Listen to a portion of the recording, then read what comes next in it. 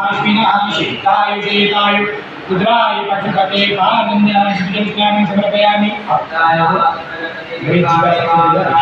शिखराना उठने के लिए ना हमारा उठने के लिए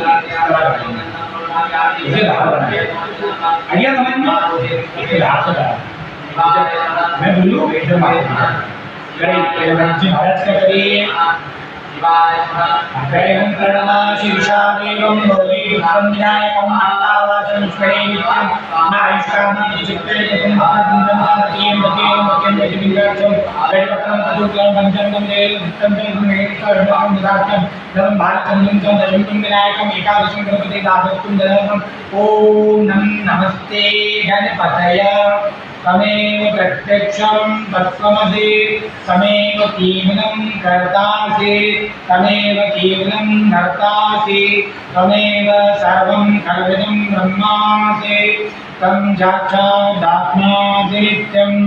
इदं वच्मे सत्यं वच्मे